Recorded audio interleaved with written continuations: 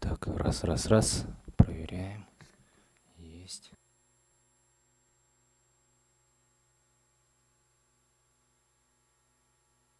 Раз, два, три.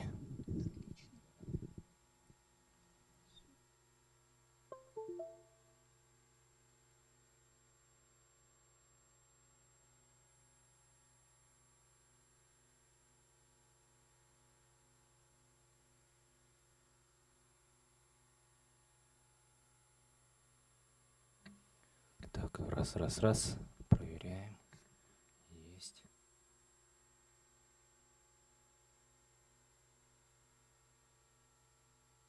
Раз, два, три.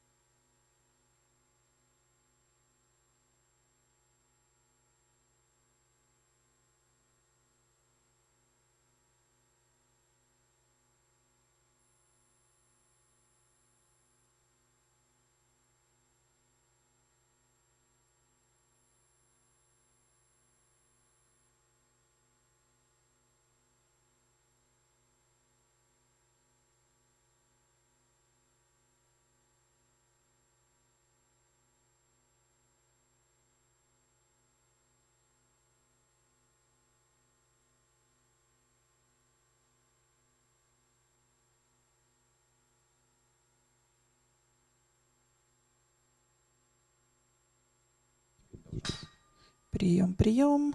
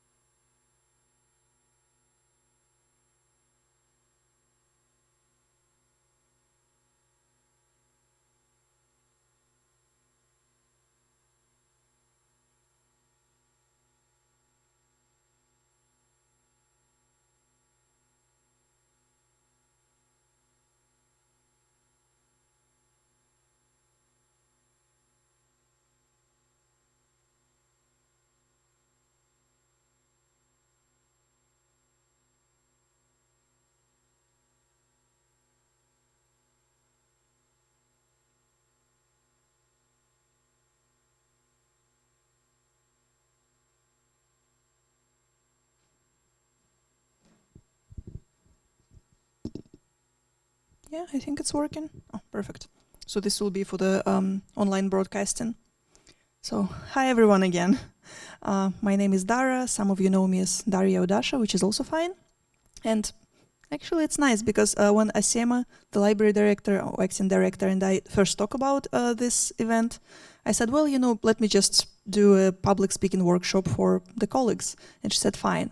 And then I said, well, you know what? Since we're doing it anyway, and we're doing this at NU Library, and you have spaces, maybe we can open it to other people who want to come and join in. And she said, well, fine. And then someone else in the comments on Facebook, when I announced this, said, well, maybe can you do the broadcasting? And Asiana said, well, yes, maybe we can. And so Marina organized this with the help of the IT department. So this is great. So for those of you who haven't met me yet, with whom we don't know each other, I used to work at Nazarbayev University Library starting with 2010 when it has just opened. So I was one of the first 4 people who joined the team. And then I left at 2014 to join Thomson Reuters company, which is a company that, among many other things, produced electronic resources for scientists, such as Web of Science, Insights, EndNote, and some of the others. And so what I was doing a lot of education activities, and I was traveling all around what they call CIS countries, so the countries in the former Soviet Union region. And I was working with scientists from different universities, from different institutes, the Ministry of Science officials, and I was doing a lot of workshops, seminars, trainings, online webinars. We started recording online courses in the last year of my work. So it was a lot of different kinds of what essentially is public speaking. So it was a lot of instruction, some conference presentations, and a lot of online format, teaching, instruction, presentation. So since I came here to Astana, or now Nur-Sultan, I guess, for a work trip and I had some time, I thought maybe I can share some of this experience with you, because I have also started working with groups of people who want to improve public speaking, and I've done some classes, workshops, individual coaching sessions. And it's interesting to see how this experience applies in different environments and for people who do different kinds of things. And we'll see how this goes today. I'm really interested, and I think mostly we have people from the library here, but I named my talk Public Speaking for Librarians and Other Humans, just in case there are some other professionals here, which I know we have some. We have a medical professional, and we don't have anyone else who is not from the library here. Everyone is from the library, yes? Okay, Graduate School of Education, yes, great. So we do have some variety, so we do have some other humans. But I mean, honestly, from my experience of working in the library and working with librarians, librarians are not that different from other humans. So even though I prepared this original presentation for librarians, I then thought, well, you know what, I think other people have exactly the same issues, so it won't be all that different. So let me try and show you the questions that I asked before coming here, because I thought, well, what kind of things would be interesting to my colleagues here at Nazarbayev University Library when we think about public speaking? And I thought, well, maybe I can ask. Actually, this is the easiest way. So I asked people to answer 2 simple questions. First is what they use public speaking for, or what they want to use it for. And second is what kind of issues, what kind of questions they have. And so mostly if we look at it, I mean, people are doing all sorts of things. They're doing instruction sessions, which I imagine the other people are doing as well. Conference presentations, we have just talked with our medical researcher who is doing a lot of that soon. They have face-to-face sessions and meetings with colleagues, with people from other industries, from other departments. Some online classes and webinars, not too many, and some people who do video blogging. So does anyone here does video blogging or online classes or webinars? Yes, okay. What kind, may I ask? Oh, cool. Okay, so you're doing like IELTS classes but online. Super. Okay, so mostly I would say like conference presentations, instruction sessions, meetings. Does that describe most of what you do? More or less? Yeah, okay.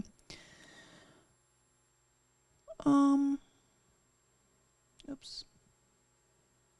Sorry, this is kind of awkward trying to reach the computer from here. Let me try to do it this way. Okay, so I also asked about top 3 things that people find challenging. And I will not read aloud all of the answers, but I looked at them, and it seemed to me that there are 2 main broad areas that people are interested in. So one is just kind of what people normally think of as public speaking skills. So people have a lot of fear, some excitement that can be a bit overbearing, lack of confidence, being stressed, fear, being afraid, the art of public speech, mental state. So I think all of this relates to this broad area of sort of public speaking skills, being able to be in front of the public, being able to speak to other people, especially when there are many people. And the second thing is kind of focusing and preparing and keeping on planned structure. What else? Focusing on the presentation, getting your point across. So this is what I mostly think of as structure part, right? So how do you actually structure information? How do you make sure that people understand it, that they get out of the room with some new ideas in their head, or maybe you convince them of something that they weren't sure about before. So all of this, and yeah. So when I looked at this, I thought, well, what would be the best way to handle this? And I thought, maybe we can just have a very broad overview of how can we approach public speaking more effectively. What are some of the different areas that we can look at to make sure that we handle these questions, these issues. The issue of being able to speak in front of the public, the issue of sort of fear and being stressed, and then the issue of being prepared and keeping on to the planned structure and having the effective structure, right? But before we go there, I just wanted to show some of the points that I come from when I speak about public speaking, because I think public speaking is such a broad topic that people who teach it or people who are public speakers have different assumptions about it. And I think it's really helpful to kind of speak out about these assumptions. And so the first thing that I wanted to say is that I think people have a right not to be a great public speaker, right? And I'm saying this because in the answers that I got, there was one person who wrote, well, I have lack of knowledge and this and that, and also lack of interest. And I thought, well, this is actually a great point. Like, maybe if you are not interested in public speaking, like that's okay, because we live in a society where we have to be great professionals and do everything perfectly and be this and be that. And if someone doesn't want to be a public speaker, I think it's fine. So I'm not here to be like, you have to learn public speaking or else. Like, no. But this being said, I think that public speaking is a really great skill to have. And I think about public speaking and some of the other skills as sort of amplifier skills, and I'll explain what I mean. So let's say I'm a librarian, and I really like knitting, and I learned how to knit, and I can knit a sweater or a scarf or something else like socks. I mean, this is great. I have some new clothes to wear, maybe I can give some gifts to my family members, but it doesn't help me much in my professional career. I mean, I don't know, unless I bring lots of presents to my colleagues for the Christmas. That could be good. But if I think about something like English language, right? So people who prepare for IELTS, people in general who learn English language, if they have mastered it to a certain degree, this opens new doors for them in other fields of life. So if they're a librarian and they know English language, now they can work at Nazarbayev University Library, or they can apply for a graduate program somewhere else, which is in English language. Or do something completely different, right? Meet people at conferences somewhere else. And I think about public speaking in the same terms. So if you are a librarian or a scientist and you learn how to speak more effectively, this really helps because you can do instruction sessions, you can do seminars, you can go to conferences and present there. So it amplifies all of the other skills that you have and really brings them to the new level, I guess, and really opens more opportunities. So I think if you want to learn public speaking, if you want to do it more effectively, this is a really good skill to invest your time into. And since this is a skill, I really think that it can be learned. And I mean, I don't know, what is your feeling like? Is public speaking a talent, a skill, something in between? How do you feel about this? Can be both. Yeah. Yeah, that's kind of the way I think about it, because honestly, it's like with any other skill. Like there are people who are just genuinely really good in math, and from very early age they can do, multiply numbers in their head. Like I was never one of those people. But if I wanted to, I could probably master my math to a level where I'm not right now, but could be. So actually, it was really interesting. A few days ago, there was this event here with Professor Barbara Oakley from Michigan University. You were there, yeah? And she has a really interesting story, because she was a linguist, and then at the age of 26, she discovered she was speaking Russian, and she worked as a translator. And I mean, at that time, it was like, 70s or 80s, no one really needed Russian translators in the US. And she said, well, what can I do? And she always thought that she was really bad at math, but she went on to become, go to the engineering school. And so now she's a professor of engineering. And she's like publishing in top-notch journals. She's collaborating with all sorts of experts in engineering. And so this was really an interesting case. And she was speaking about learning how to learn. So this was a really interesting case about a person who decided to acquire a skill and really went for it and did acquire this skill. And so I think it's the same with public speaking. So there are some people who are just naturally great in front of the public. So we often think of them as extroverted and, having lots of energy and, just kind of jumping around the stage, which is not something that I'm doing too much. But, like I went through this way of acquiring public speaking skills when I was working here at Nazarbayev University Library, later at Thomson Reuters. And the more I practiced, the better it became. And I mean, like, honestly, right now I'm a bit nervous because I haven't spoken in English for so long, for like several years. And I'm just now realizing, like, oh, English words don't come out of my mouth. But again, if I practiced for a month, it would probably be better. And another good point that I saw in the answers is that someone said, well, I find it difficult to keep on to the planned structure and enjoy my talk. And I thought, well, that's also good. Like, it is possible to be enjoying public speaking. Because honestly, so many people find it scary to even think about being in front of the public, or even if they're used to it, they still think of it as something stressful. And it can be stressful, but also it's a way to communicate, and to communicate sometimes with many people at once, which otherwise you wouldn't have an ability to do, because, I couldn't come here for this afternoon and meet with each of you individually. But this way we can have some sort of a conversation. I mean, it's a little bit one way right now, at least, because I'm talking and you're listening. But I hope when we come to the practice part, it will be more interactive. And I'm still like, I'm asking you questions. I'm really interested in your answers. So I do feel it's a kind of conversation. And finally, on public speaking and introverts. Who here thinks of themselves as extroverts? Okay, there is one hand. Who thinks of themselves as introverts? Okay, more hands. So the others, I guess, are kind of in between, yeah? Yeah, I mean, I'm not too fond of the extrovert or introvert theory, because it's not actually very scientific, but people usually tend to describe themselves in these terms anyway, so, oh, I'm more extroverted, I'm more introverted. And when I'm thinking about introversion in public speaking, people who tend to think of themselves as more introverted sometimes think that it's harder for them to become good public speakers, which, I don't know, it might have some grounds to it, but here are a few things that I think about when I think about public speaking and introversion. So first of all, introverts are usually quite good at listening, and if you're a good listener, it will really help with public speaking. We'll get to that in a few minutes. Something else is that introverts tend to prepare more, because extroverts, or people who tend to describe themselves as extroverts, think that they can just come and kind of charm the room, and just because they're so loud and expressive, they can do everything, which doesn't always work this way. While introverts tend to prepare more and come with more structure in their head, and this gives them an opportunity to, well, have a better structured conversation, really, to give information in a better way. And one more thing that it's an interesting topic that I'm thinking about and reading about a lot these days, is that our society becomes more introverted in general.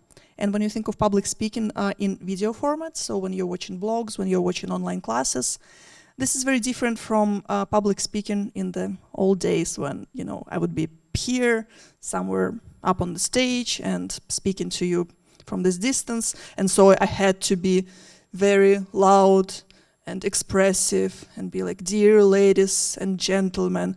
And like it doesn't work this way anymore. And I often find that programs that work with online speaking still kind of work in this old mode. So like be very official and make sure that your voice is right. And I think right now public speaking is more intimate in a way, because, you know, I would be watching, like I'm watching online classes a lot, and I work with online education right now, and I would be watching my online classes at midnight, you know, kind of under my blanket, staring at the screen of my phone, and like this is a very close communication. And so if people start being really official and loud, like it doesn't work this way. And so I think this really opens new doors for introverts in terms of public speaking, because really it's just a conversation. Like it's a conversation that you can have one-on-one very often, even when you have millions of people watching your video blog or your online class. So I think that's an interesting point to keep in mind. So when we think about public speaking, like what do you think about? What comes to your mind? We just talked about some of the examples. So like conferences probably, yeah. Speaking in front of people, yeah. So like physically present, physically being present in front of people like I am right now. Yeah. Mm. Mhm, mhm. Yeah.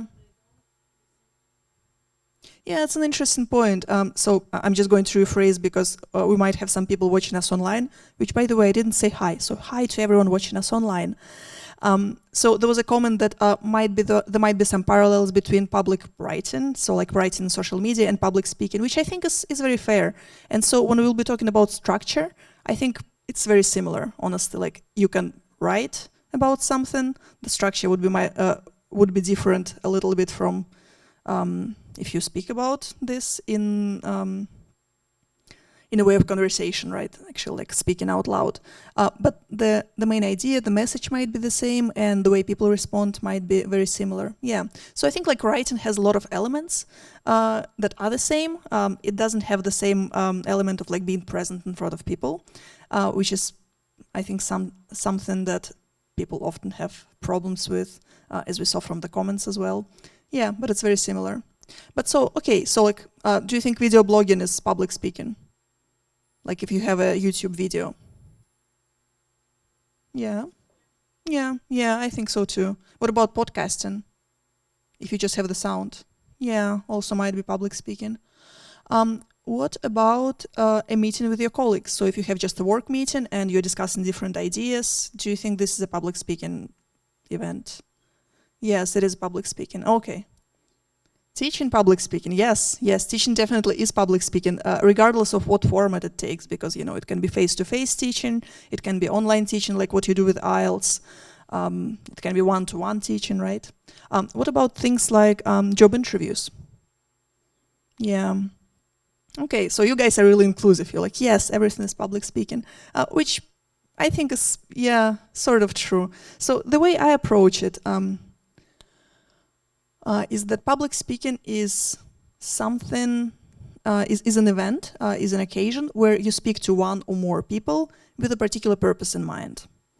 So this to me, and I mean this is just my point of view from my experience of working with others, this distinguishes public speaking to me from things like just meeting with your friends. Because, you know, if I'm meeting friends, I'm being social, I'm talking to people, I can tell stories, I can talk about something that I'm doing for my work, but I don't think of this as public speaking because I don't really have any purpose. Like I'm just there and my friends are there and we just have a conversation.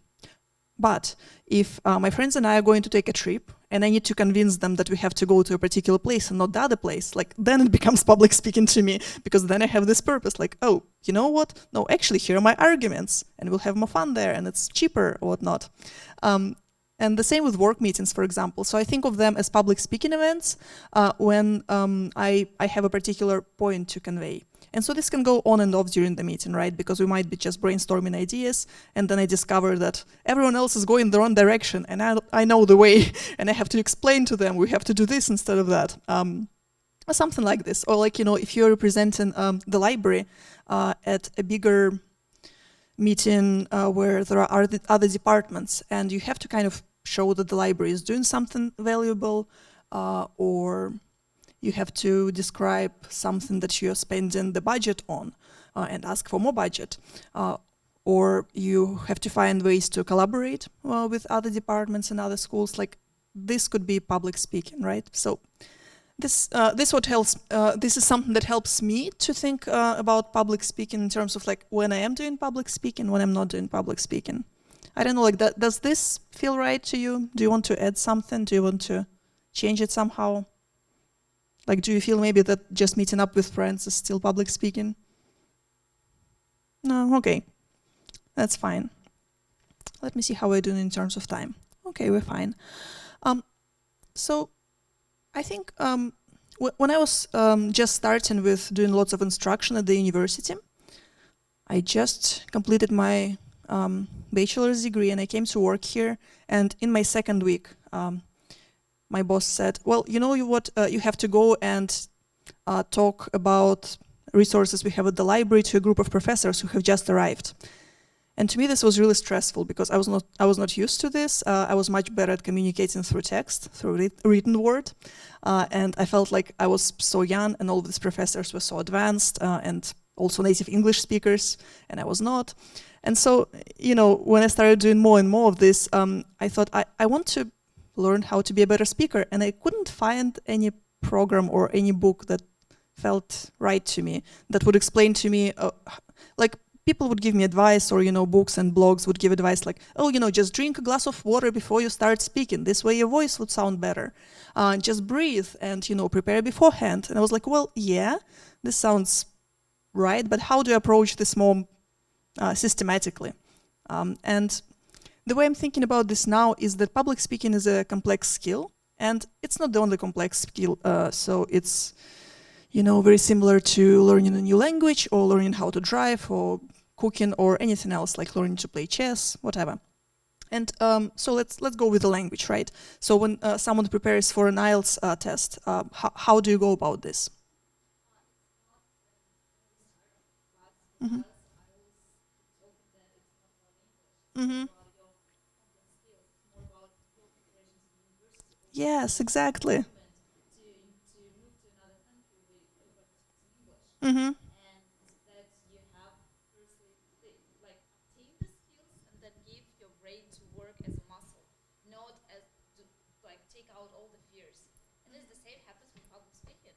Yeah.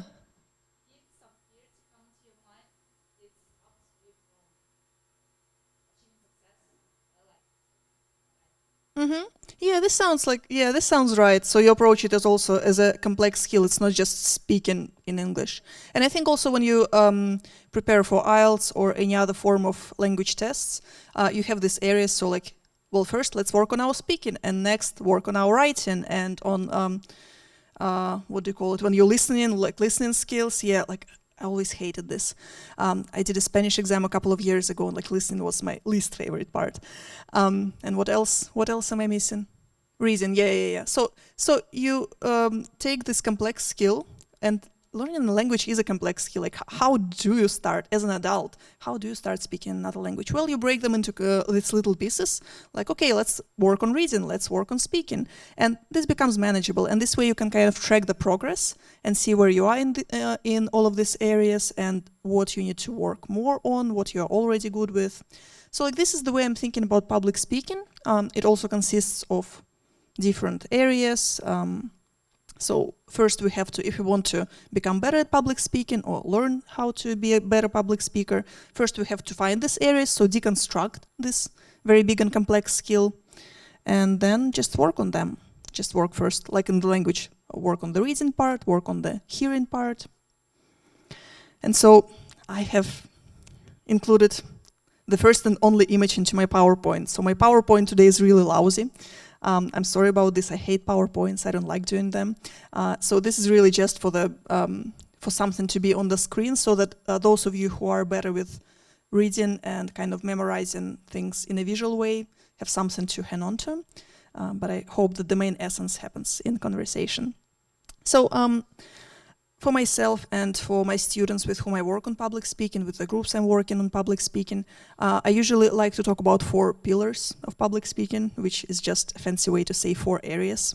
Like in the language learning, there are 4 areas of reading and speaking and writing and hearing. I distinguish 4 areas here. And so these areas are audience, positioning, structure, and presence. And you know, if you think about the first slide that I showed with the answers to the questions, so what are some of the questions, what are some of the issues, some of the challenges that you have with public speaking?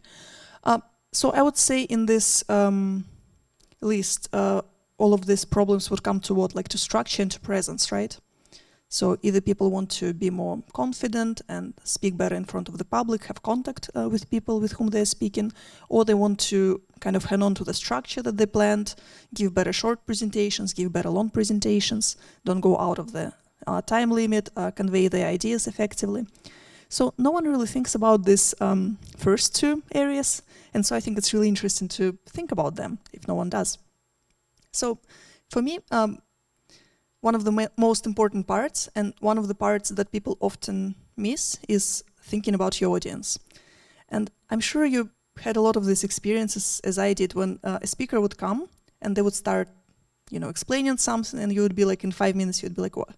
Why am I listening to you? Like, why are you telling me all of these really basic things? Or why are you telling me these things that don't really relate to my area of expertise at all? I mean, I remember when I was a librarian, we had one e-resources company representative come to us and give us a lecture, and he would be saying like these things like, it is really important for scientists to have access to electronic resources. And he would speak about this for like 5 minutes. And we were sitting there and looking at each other with my colleagues, and we were like, duh? Like, yeah? Why do you spend 5 minutes talking to us about this? Well, like sometimes people would come and they would give examples that are really irrelevant, or speak about the points that don't feel quite right.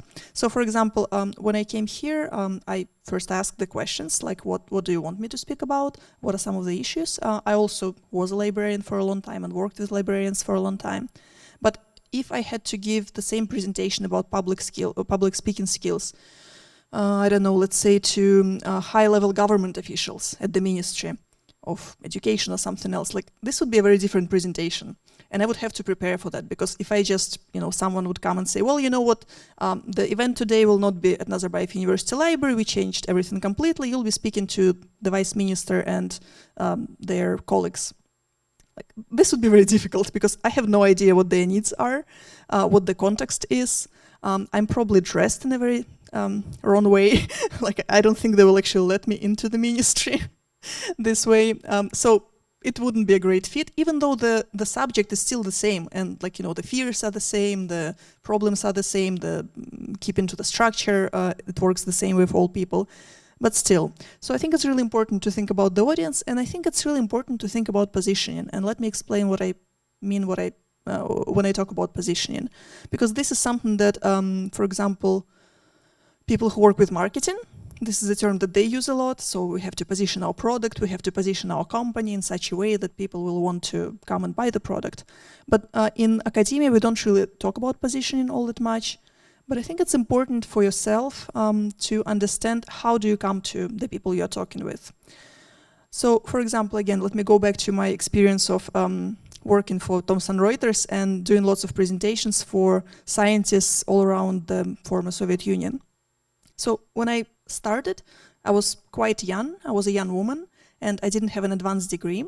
And all of a sudden, and also I was mostly doing public speaking in English to people who worked at Nazarbayev University before. And all of a sudden, I was in front of the audiences, which consisted mostly of 50 years plus men who were in academia for a while, who had advanced degrees, who were doing research for a long time, and who were really used to a different system of education, different system of doing science. And here I was like 27-year-old coming to them and being like, I am going to talk to you and teach you how to publish more effectively. And they were like, who are you? Why do we have to listen to you? Well, they didn't say that, thanks to them. But I felt very not very confident when I was in front of them. And I thought, well, okay, like why do they need to listen to me? Like who actually am I to talk to them about this? And I think Sasha over there is kind of laughing because he remembers me talking to people in Octao, which was a fun event in and of itself. So anyway, I thought, well, I'm not a scientist. So some of my colleagues were like, well, I am a scientist and I published these papers that have so many citations. And I went, well, I cannot do this. And some of my colleagues were just older and kind of more experienced in general. And they would come as, older men into the room and people would just listen to them because they had this presence about them and they were wearing a suit and, it felt right. And I finally, after a couple of months of being really unsure, I thought, well, you know what, I'm a librarian, so this is my strength, and have expertise in how to work with these resources. I also studied in the US and worked in a Western-style university, so I kind of know how science works in the world in general, so that's a strength. And, I found a few pieces like this and said, well, I have no idea about the physics or biology, and you have studied it all your life. I give you complete credit for that, and you know everything about this. But here's just one little area where I can help. And so, I'm here if you want to listen about this, I can help you. So I found my role, and that made it really much easier for me to be in front of really advanced audience, advanced in age, advanced in kind of social position, in the ministries, in the national libraries, and places like this where I wouldn't feel comfortable before, but I felt comfortable in this new role. So again, positioning, I think once you have audience, once you have position, you can go to the structure and think, okay, what is it that I want to discuss with people? What is it that I want to say? And structure, it's interesting. So I didn't think about it always in the same way, but the way I'm approaching it now is that structure gives you more freedom. And let me explain this a little bit. So I think when you have the structure that really fits into the way you think about something, into the way you want to convey the message.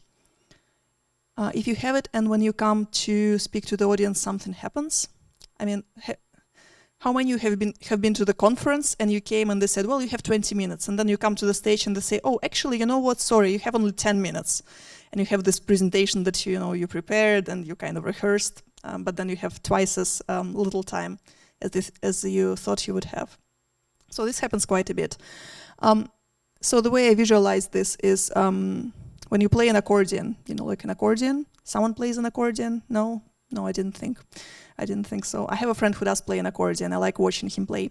So the accordion has the structure. So this set of I don't know, what do you call them, bars and keys.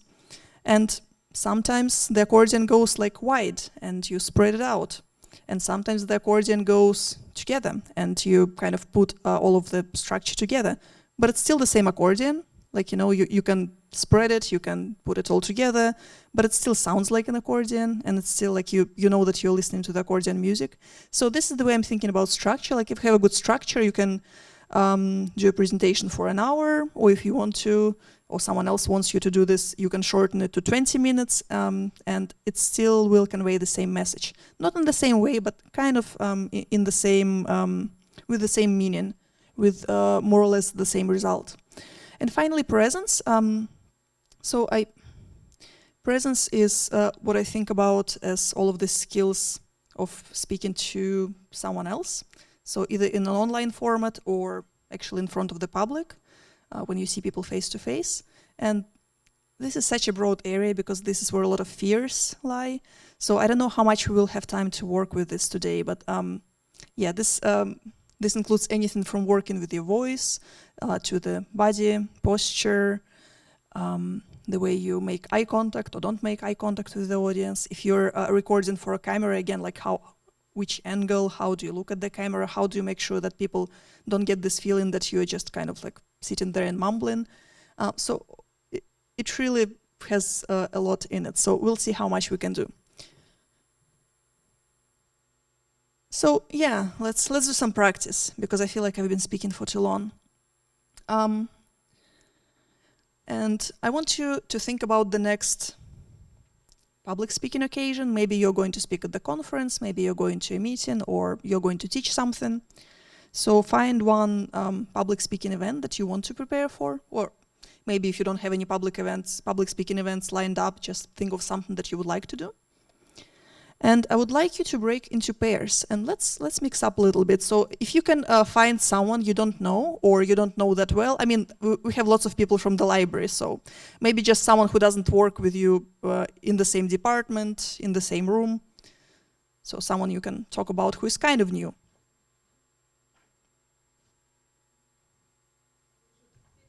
Yeah, so just break into pairs. Just sit in such a way that you have someone who can work with you. So if someone can come here and work with Ziyad, I don't think he has a pair. Sasha, who are you with?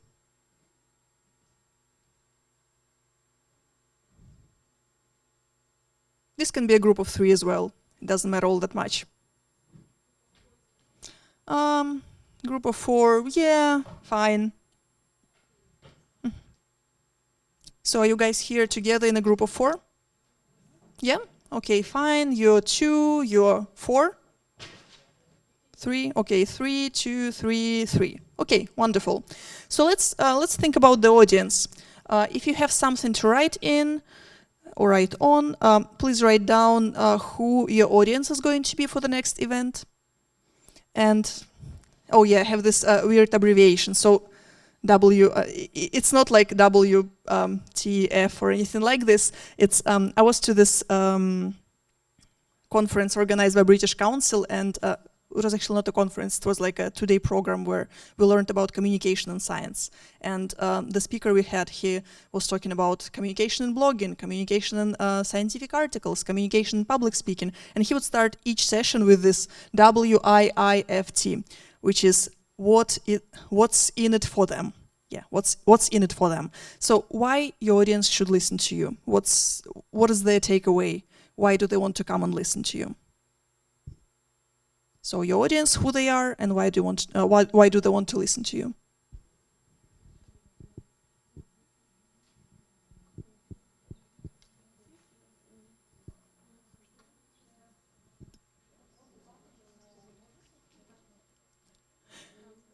Yeah, so like what's useful for them? Yeah, maybe something like what kind of issues, what kind of problems they face, and you can help them solve. Yeah.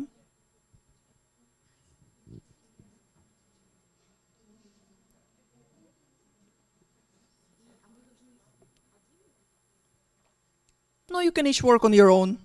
So if you have a separate event and you have a separate event, you can each write down, and then actually, like, I see you discussing already, so you can write down or you can discuss right away. That's fine. That was the next thing that I wanted you to do anyway.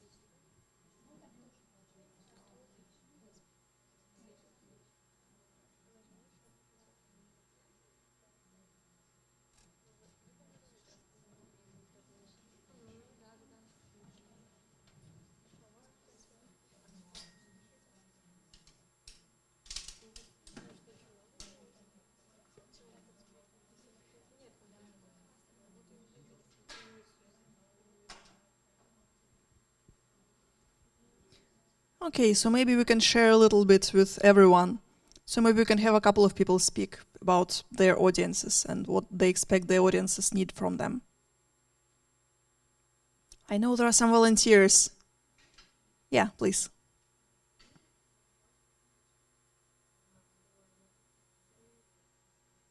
Mm-hmm.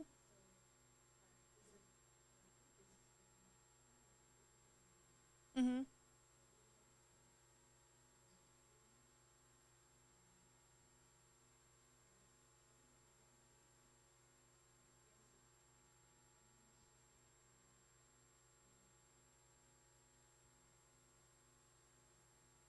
Mm-hmm.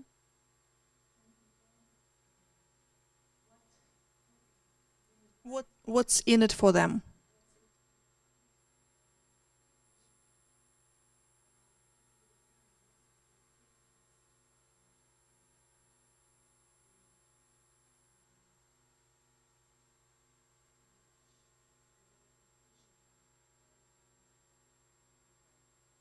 Mm-hmm.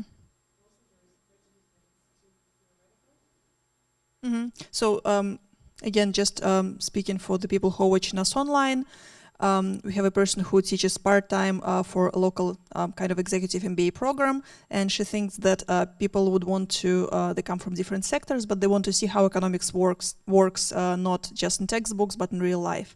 And do you think they would formulate it like this? They would say like, I want to see how economics works in real life.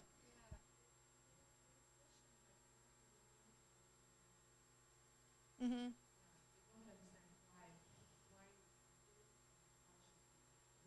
Mm-hmm.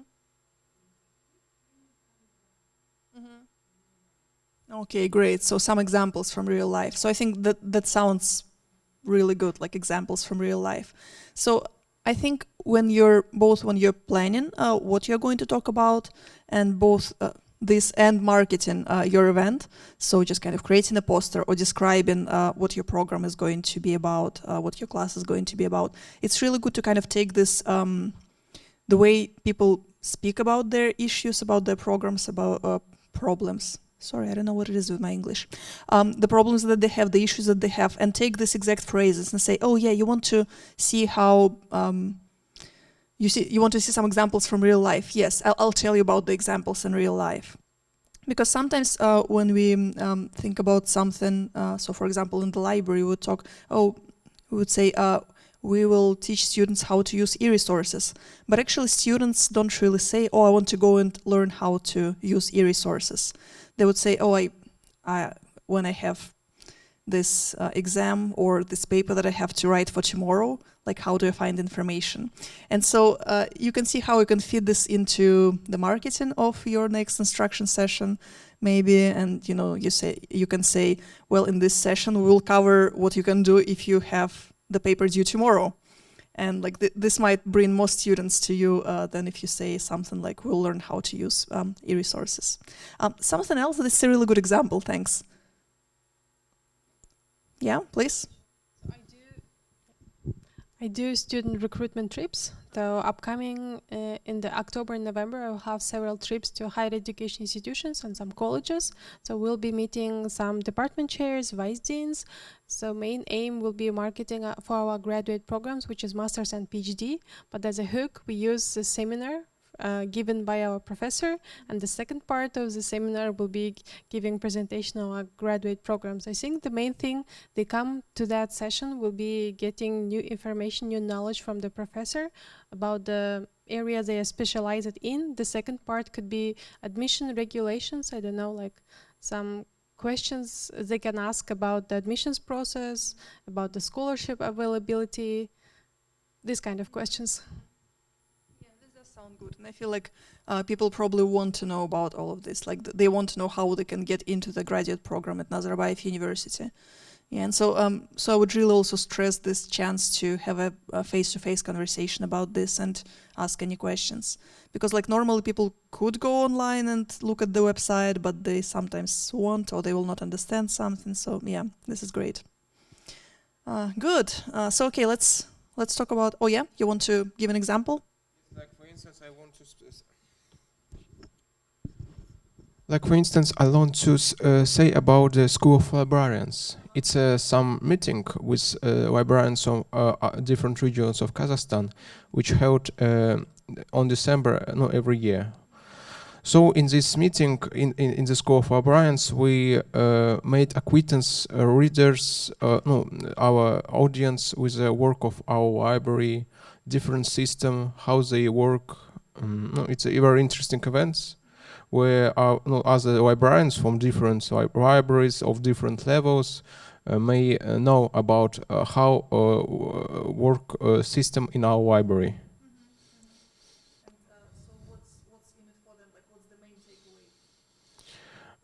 Excuse me, what? What is the main takeaway for them? So they go to this event and they say, I want to go there because... No, it's a very interesting event because they understand they new information, how, like for instance, work system in their library and how work system in our library. They may, because of this event, they were able to value, compare the working system in our libraries. Good, thanks. So maybe they can like see how you're doing something and implement these changes in their library later. Yeah, that's a good event. I mean, I'm sure that librarians from other universities in Kazakhstan, other libraries in Kazakhstan will come anyway. So it's not like you have to really force them to come. But yeah, it's just good to think about like what's the main thing that they will take home. And of course, like looking at how things are done differently and how you can implement these changes in your library, that's very important. Okay, cool. Let's go to the next thing, which is positioning. So let's, again, like this is going to be very similar. So, oh yeah, no, first let's do this. So really quickly, just maybe talk to your partner about how you're going to position yourself. Like, are you an expert? Are you a friend giving an advice? Are you a top-notch professional who came to share their knowledge? Like, what's your role? So just discuss for a couple of minutes.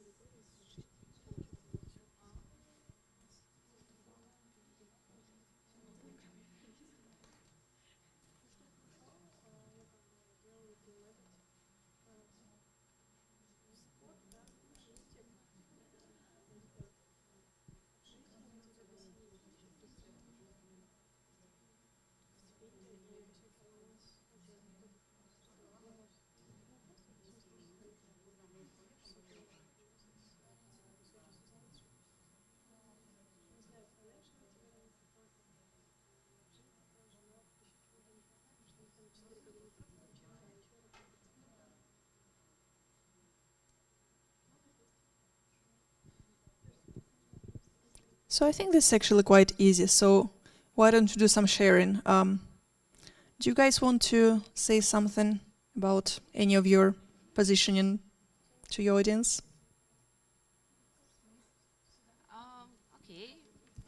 So my audience was governors, and my role governors, people from government somewhere, and my role some kind of as an advisor. So yeah. So.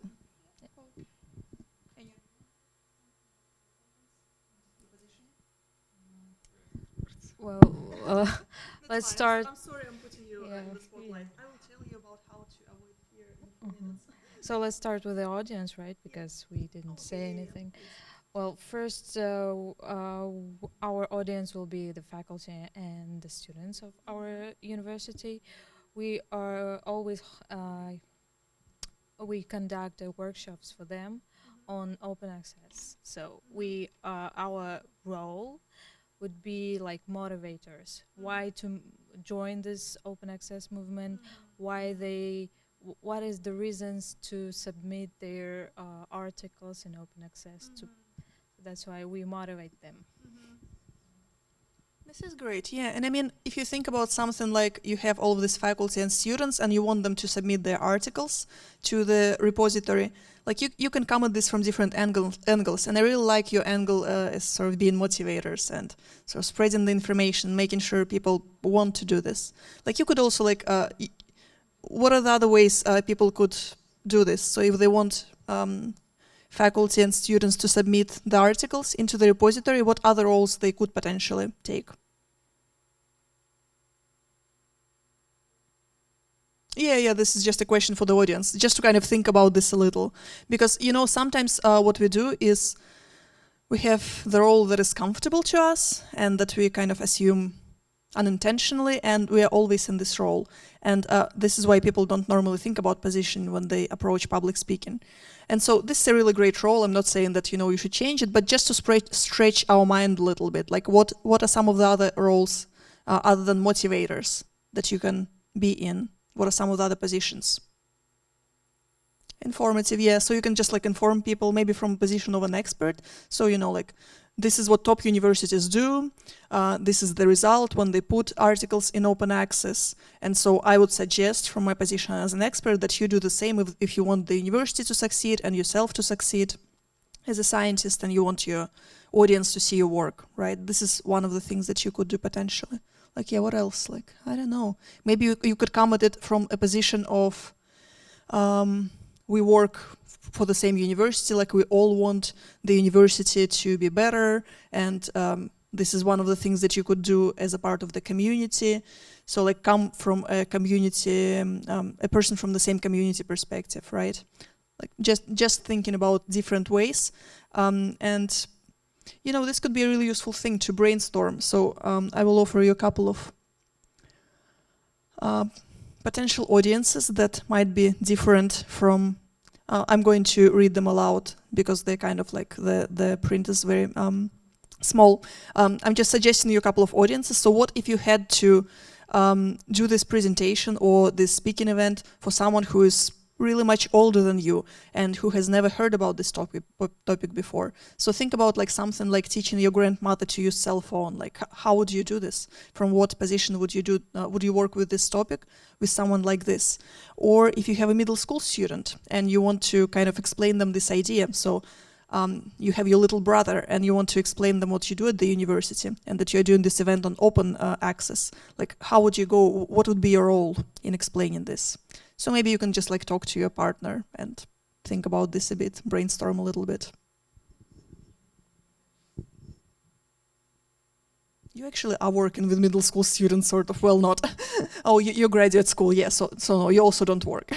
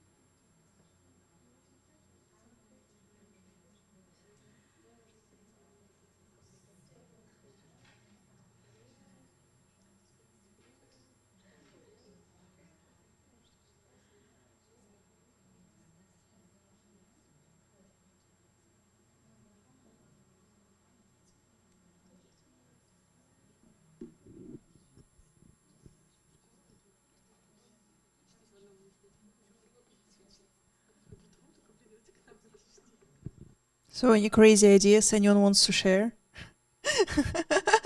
I mean, this is okay because the last time I did a workshop, we were talking about the audience, and I had people talk about how would they explain the idea to a space alien, or like someone or someone from a different era in history. So this is not the craziest thing. I see you want to say something.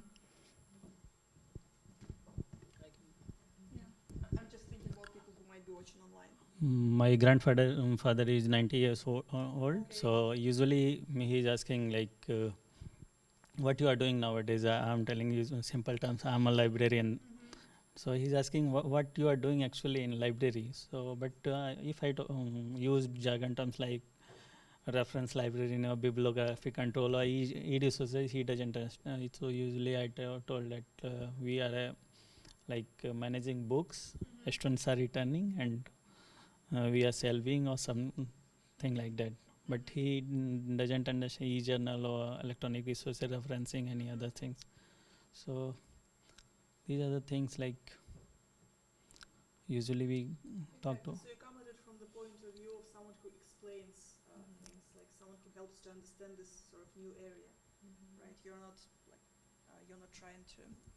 So you're not trying like to convince your grandfather to use the library, right? Or you're not expecting him to go and work in the library, and you don't need to motivate them to motivate him. You're kind of like explaining things, so you're the explainer here, right?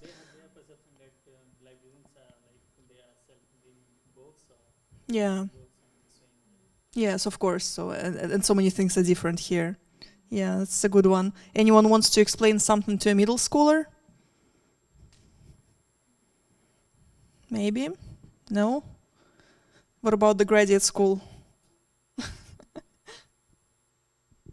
So we can just, I could just give information about the university as a whole, like university life and how it's amazing, like interesting, enjoyable, and just say like, we'll see you in 10 years or something once you get the bachelor and the master degree and you come to join our PhD program.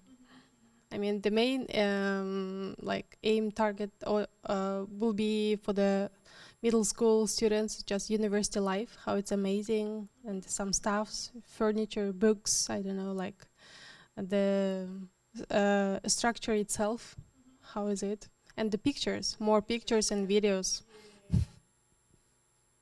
No, this is great because actually like when both of you started speaking, you talked about positioning, like how you would go about this and how you would talk to these people, but also you immediately started talking about like, well, I'll use my pictures, I'll say this, I will use this analogy or this metaphor, I will tell how great the life in the university is because they don't want to, and they can't think about, what they'll do for their PhD later. So just, life in the university is great. And so this really brings us to structure, and this is the next. Oh, I'm sorry, I also had the CEO of Google, which is, of course, like CEO of Alphabet, but because Google is a part of the Alphabet group now, but yeah. So, I don't know, like, do you want to explain something to the CEO of Google or Alphabet? Like how the reference works?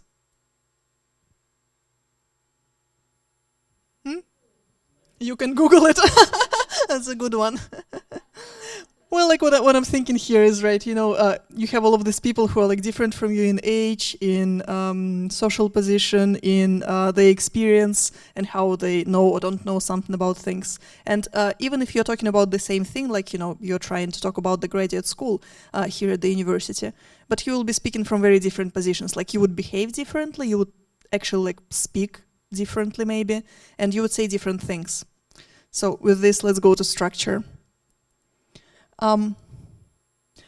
Yeah, so I think I forgot to do this thing where I do one point at a time, so forget it. I wanted to ask how do you usually start preparing for your talk? So let's say you want to do this conference for librarians of Kazakhstan that takes part every December, or you're going to speak at a conference on medical research, or you're going to do this tour around the schools, the high schools and the universities, and talk about what the university here can offer to them. So what's your preparation process? And we can just like discuss it without mic. What do you do first? What's the first step?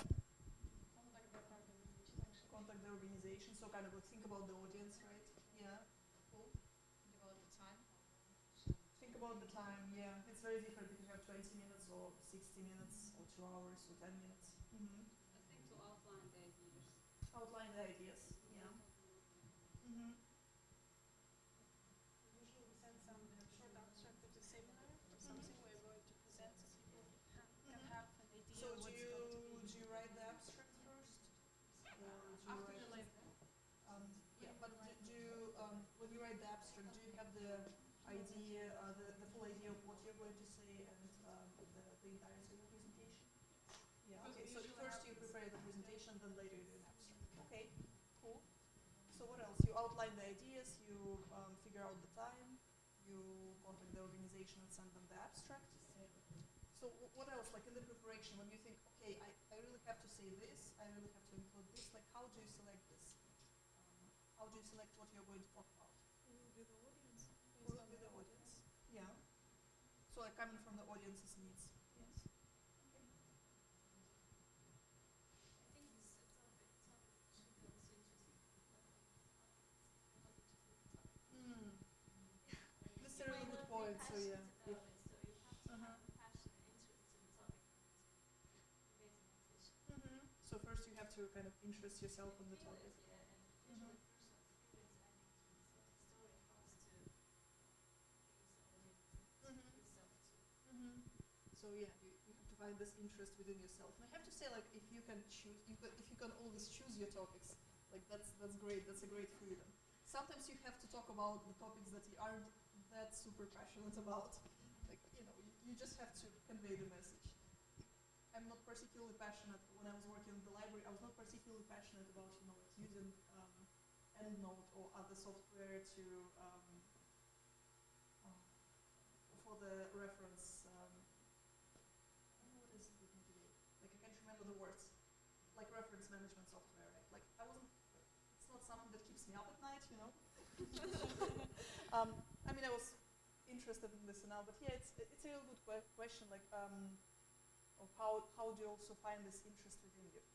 Because actually, like, if you don't hate the topic, you can probably still find some interesting angles. Yeah? That's a good one. Storytelling, yes. So what do you do with storytelling? And I forgot my mic.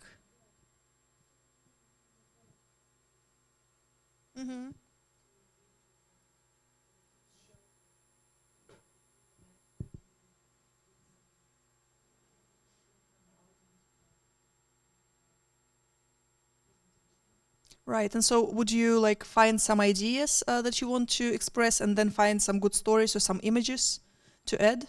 Yeah.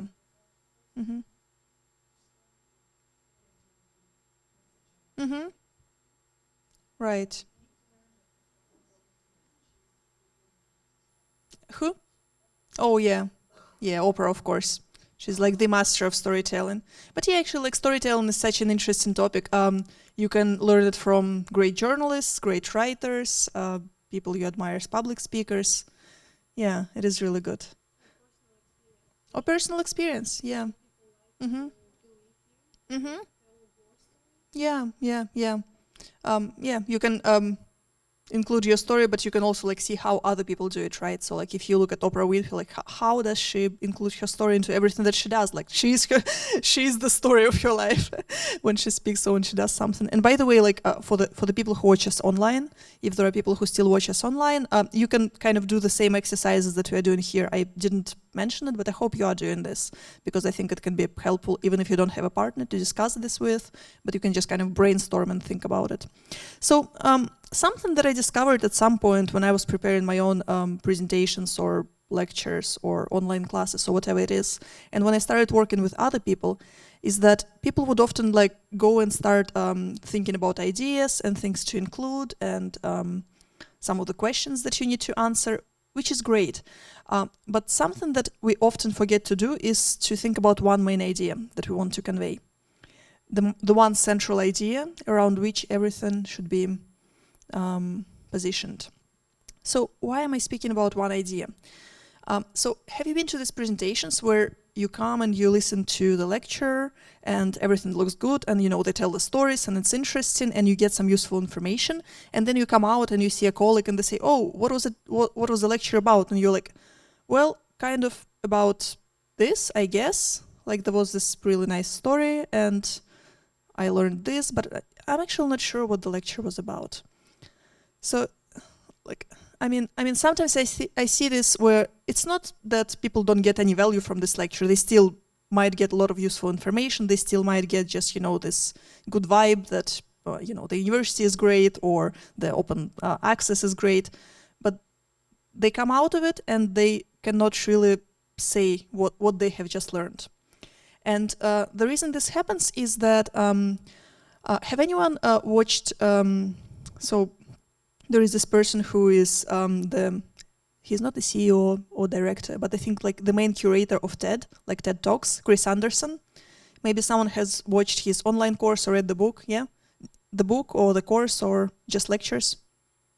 Lectures, yeah, he did some videos. So I took his online course on Udemy, I think it was, and I read his book where he describes how the TED Talks organization approaches public speaking and how they work with public speakers.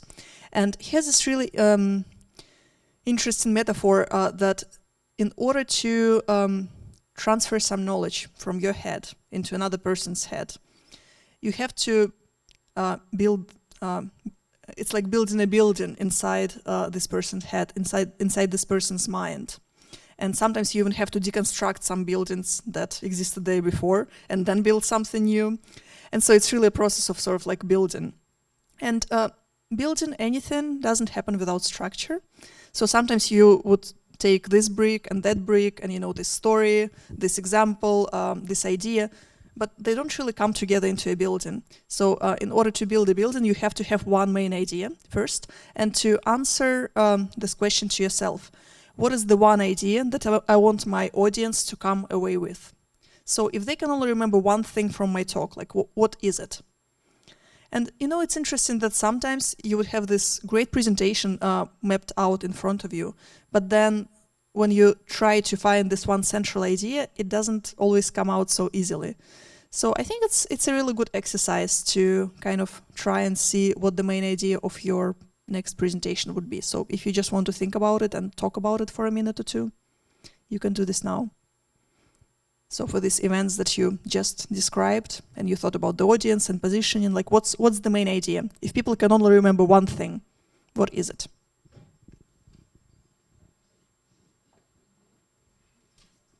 I see someone formulating this really concisely. What was it, practice? Practice, yeah, okay.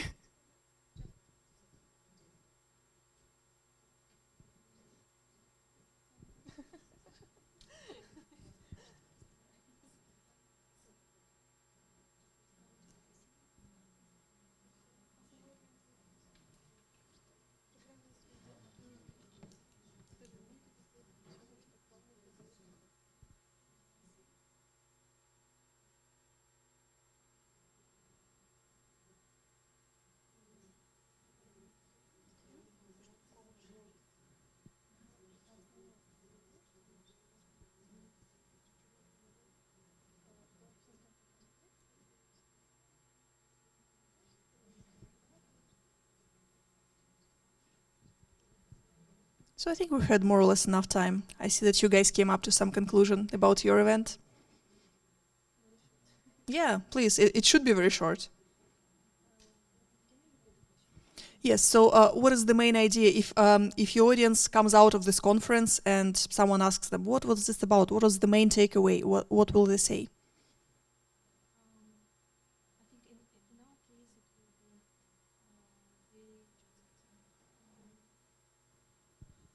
they got some experience from us as librarians and maybe learn some new stuff. So they come out of this conference and they have received this new experience, right? They have learned from real life librarians who do things differently. Great. And for you it was practice. Can you elaborate on that a little bit?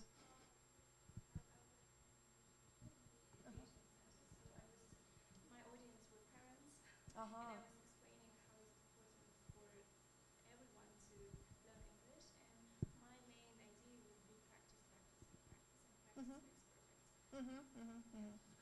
Great. Yeah, this is a good idea. I wish we all could do this and follow this idea perfectly. Yeah, so let's say you figured out this main idea, and then I think it's really helpful every time. And again, I mean, I'm like trying to cram everything about structure in as little time as possible. So of course we will not cover everything, although we'll have time for questions and discussion, and hopefully we'll talk about something that you have questions about in real life, and maybe structure will be part of that. But so what I always suggest to others, and what I always do myself, is when I map out all of the ideas that I want to include, and when I put them into a presentation, I put them into order. What should I say after what, and what I should conclude with, what I should start my presentation with. I always try to test each idea against this main idea, right? So if I want to say this, if I want to show the football field, like, does it support my idea that the university is a great place? Yes, maybe it does. If I start talking about how difficult the exams are, and students have depression and anxiety and really can't sleep the week before the exams, like, maybe I wouldn't include this into the presentation, or maybe I will talk about it a little bit differently, right? If my main idea of the event is that you can come from Aktau or Taras or somewhere else and learn how we in Nazarbayev University, like real librarians here, how we do things, how our systems work, maybe I will not talk too much about theory, right? So I will not go like, oh, I just read these 10 books on library science, and this is what the authors say, and let's talk about this terminology. Like, I will say what I'm doing in my daily job, and I will try to, like, whenever I want to include something, I will be like, well, does it support my main idea? If it does, I keep it into the presentation. If it doesn't, maybe I will not include it, or I will, minimize the time that I give to it. Because sometimes what happens is that if you're passionate about your topic, then you want to include everything, and you're like, oh, my daily job is great, and I do this and I do that, and I want to talk about this as well. And then in the end, you have a presentation for like 60 minutes, but you have only 20 minutes to discuss this. And so when you try to see what's really important, I would always test it against this main idea. So unfortunately, we don't have anything to draw on. I thought we would have a blackboard or something like this, or whiteboard, I guess. It's okay. So one idea that I found really useful in my practice is, at some point at Thomson Reuters, we had a corporate training, and it was actually on sales. And I wasn't a salesperson, but I thought, well, I'll come and just learn anyway. But it was actually a good idea to go, because they talked a lot about how to talk to the people, and whether you are having a presentation or a sales pitch to someone, the structure might be not so different. Like, what you're saying might be different, your intention might be different, but the underlying structure is pretty much the same. And so they used this idea of a hammock. And I mean, hammock is something that has this form, right, like a U shape. And so the people who conducted this training showed us some research from neuroscience that says that basically we have a little bit of time in the beginning of our talk and a little bit of time in the end of our talk when the audience pays attention. And it just happens sort of from the evolutionary perspective, when we see something moving, something changing, some new person comes to the stage, or maybe you just came to the talk, like you're paying attention, you want to see what's happening. And then it turns out, like, how long do you think, or maybe someone read about this or similar studies, how long do you think people will pay attention to you just in this way, involuntarily? 10 minutes? 5, 3 minutes? Yeah, actually, like, less than a minute. So you have about 40 to 50 seconds. Well, research differs, but people are usually saying that, it's around 1 minute. So you have 1 minute in the beginning to attract people's attention, to make sure that they actually continue to listen to you, because otherwise either they'll go away or they'll just kind of go into their phones, right? Or into their heads. We'll have been there when we're sitting at the presentation, but we're kind of thinking about our own things. So in order to do this, you have to attract people's attention in the beginning, and in the end you can also say, like, oh, now I'm about to finish, now we're about to close, let's talk about the main things again. So you can again like draw the attention for about a minute or two in the end. But in the middle, like if you don't do anything, even if you attract the attention, and then just kind of continue talking and going through PowerPoints and going through like different slides, people will most likely start kind of slipping away and again like thinking about something else. So what is important, and I mean I tried to do it differently today, I don't know if I succeeded. What is important is to kind of do the spikes, or that's the terminology that we used during this training, to lift people's attention every 3 minutes or so, 2 minutes or so. And how can you do this? So storytelling is one of the tools. So when you bring some examples, when you tell personal stories, when you tell someone else's story, when you allude to something that is happening, you know, in the world right now. I mean, yeah, you say like global warming and Greta, and everyone's like, yes. Doesn't relate too much here, but see, I just said it and people like started nodding. You know, you can use humor, you can use interactive group exercises, or just exercises where people go and do something on their own, so they participate. You can talk to people if you can, like you cannot always do this, but during some events it is possible. So it is always a big discussion on whether you should take questions during the event, during your speech, during your talk, or afterwards. And so you can see if it feels comfortable to you and if the atmosphere is informal enough to kind of have questions as you go. Like that's also a good way to continue interacting with the audience. So basically, like you want to think about it again as a conversation. And when you approach it as a conversation, it's easier to draw people in, because you're not just standing here and, you know, like slide 1, slide 2. And when you keep it conversation-like, you can involve people, yes, thank you. You can continue having this conversation with them instead of them just kind of spacing out. Yeah, so maybe you can do an interactive event, an interactive exercise, and you can write down a couple of ideas that you can use, a couple of stories or exercises or something else that you can use during your next speech to kind of bring people's attention up. Write down or discuss or both.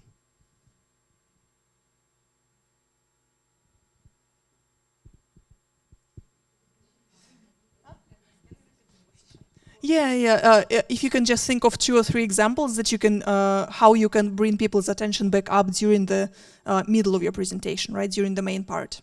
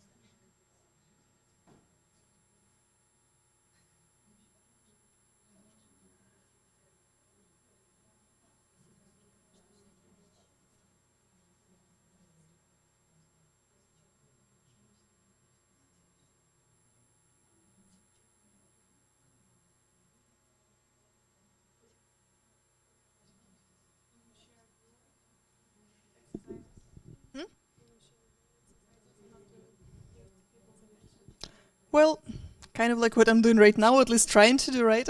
Involving you guys. But yes, so some of the things, we had a question here, can I share some of mine? I will. I want to hear yours first. So I want to hear from the open access group. I'm sorry, guys, I keep putting you on the spot, but I know you can do this. Okay. So, some example from the... Well, most of the time, faculty and students are not so active in submitting their materials in open access. So that's why we should reason give the reasons why they should do this. So from my own experience, once I was in charge of interlibrary loan when some of the faculty or students cannot find in open access some articles, they send a request so that we order this article for some fee. So once there was a story when one faculty ordered his own article, so that's why we have to pay it. And I said, like, if you want not to lose your materials, your files, so you should do this. You should support open access and submit all your materials. So that's the example number one. And example number two is I was keen on graphic design in my student days. So there was a huge platform which is called Art Hub, something like this. And all the artists, I was just a fan of some artists, and all the artists actually stored all their work there. And one day this platform just shut down. And they were all like devastated and depressed that all their art pieces, digital art, were lost. So I am just always use this argument as all these open platforms one day could shut down. So repository will stand still. So that's like two examples. This is great. I really love the first story. It's really funny, faculty ordering their own material. And yeah, the second one, it's like, it really activates almost like fear, like, oh my God, what if I lose all of my material, right? Like I actually want to, please take all of my material, store it safely. Yeah, this is a good one. Thank you so much. Really good examples. Who else wants to share? Because I think there are more interesting stories here. Yes, please. Can you pass down the mic?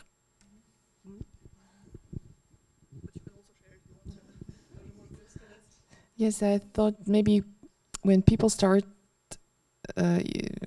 like you feel that you're losing your audience because they're sitting in their smartphones, you can say something provocative. Like, by the way, do you know that today's going to be snowing or something like that?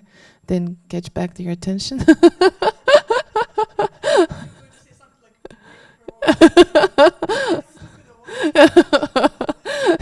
Kind of like that, or as my partner says, we can mention or just switch from lecturing type of exercise then to hands-on experience. Yes. Something like stimulation games.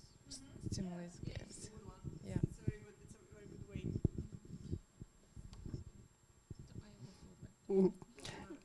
I can add some information. I work with scientists, and usually people said success story. To my mind, more interesting story of failure. It is very interesting because people can think about. Yes, it is. It is interesting experience, and it is interesting for our audience. So in my personal, when I in public speaking, so I use my personal experience cases and also question answers. I would like to say about one interesting thing. One of the medical faculty he started to sing. Yeah, during his presentation. Oh, wow. And so make it. Yeah. Yes. I will not do this, okay? You don't want to be hearing this. Yeah. No, that's great. I mean, I will sing if things will go way bad, like if you all just put your smartphones like this, maybe then. But yeah, really, no one wants that.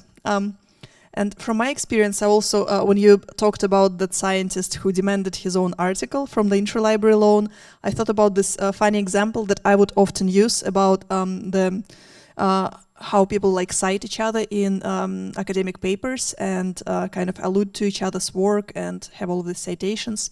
So there was this really famous debate between two physicists, and they were like high-level physicists in some top universities, and they couldn't agree on a particular matter. I can't remember what it was. I think it had something to do with the string theory, but I'm not sure now. And they would publish one paper after another. One would say, well, this is my finding. And another person would say, well, this person published this finding, but I disagree. This is my finding about this issue. And then the first person would again cite this paper and said, well, you know what? No, this is completely wrong. This is the right answer. And so in the end, and this was happening in top journals as well. And so in the end, one of the people, one of these physicists published this one article that consisted of one word, enough. So I would always, like when I was teaching a class on how to publish effectively or how to like cite others, how to engage into academic dialogue, I would bring this as sort of a funny example and a bit of extreme example, and that often drew people's attention. Yeah, so I think let's go to the last part, just so that we have some time left.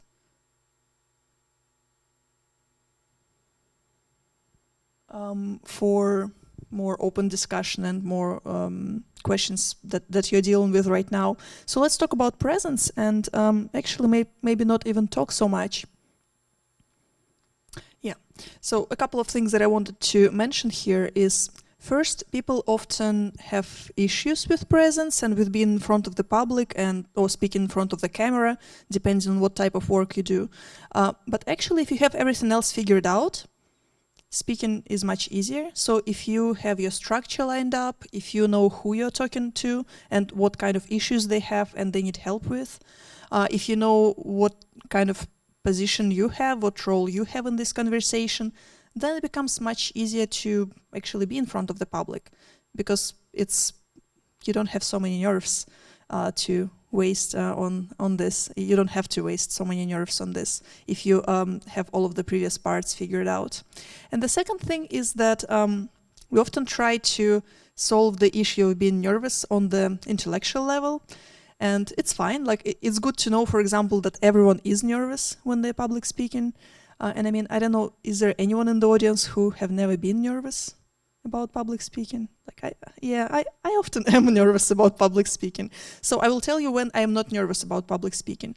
So when I worked for Thomson Reuters for 4 years, 4 years, I had different audiences, I had slightly different topics. The material changed a bit, so the databases I was working with would update and something new would come up. I was talking to people in different countries, but essentially the material was the same. Like I had the same ideas I had to share with people, I had the same message to give them, I had like more or less, I might add different stories, personalize it a little bit, but the essence was still the same. And so when I would go in front of the audience for like 535th time, I wouldn't be nervous, and I could be woken up in the middle of the night and put on the stage. And to this day, like 4 a.m., you want me to all of a sudden to give a lecture on how to publish effectively in international journals, like I can do this. I can keep my eyes closed and still do this. But every time I do something different, so like before today's event, I was kind of nervous. I was like, well, actually, like I don't know how many people will show up. Will this all be librarians or someone else? Like I haven't spoken in English for a few years in front of the public. Like, what if something goes wrong? There is the online broadcasting all of a sudden, which I didn't plan on. I was like, oh, this is going to be a nice and homely event. And maybe it is. Like, I don't know if anyone is watching us online. Who knows? But so like, I have spoken so much in front of the public and still I am nervous. And I think everyone is most of the time, and it's normal to know it, and it's normal to kind of feel that you're nervous. But if we just try to solve this problem of being nervous and being stressed on the intellectual level, it doesn't always work. Because what happens is that we are stressed on the body level as well, right? And so what happens is that when we are stressed and nervous, like, do you know how it feels in the body? Can you remember? Yeah, like, you know, your shoulders are kind of like this, and like sometimes your voice starts doing this like really weird thing because your breathing becomes shallow, and when you don't breathe enough, you do something like this. Like, yeah, I hate it when this happens. And sometimes what else? Like your legs are also like really stiff, and then you're standing like this, and you don't know what to do with your arms and legs.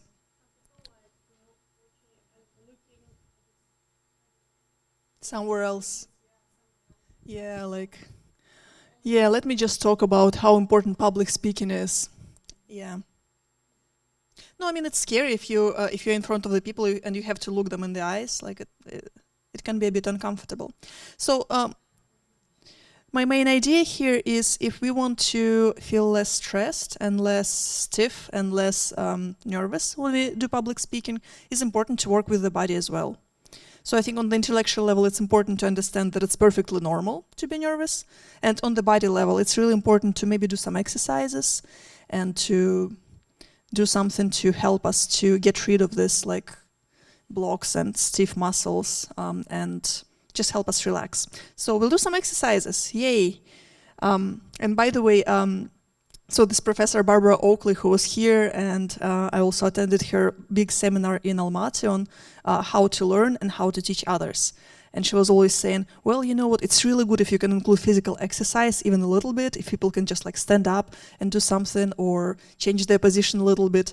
Because actually what happens is that when we exercise and when there is even a little bit of exercise, the neurons that we have in our brain, they grow a little bit of special tissue on them, and then this tissue connects to other neurons, so learning becomes really easy, much easier than without exercise. So yes, even on a neurophysical level, it is a good thing.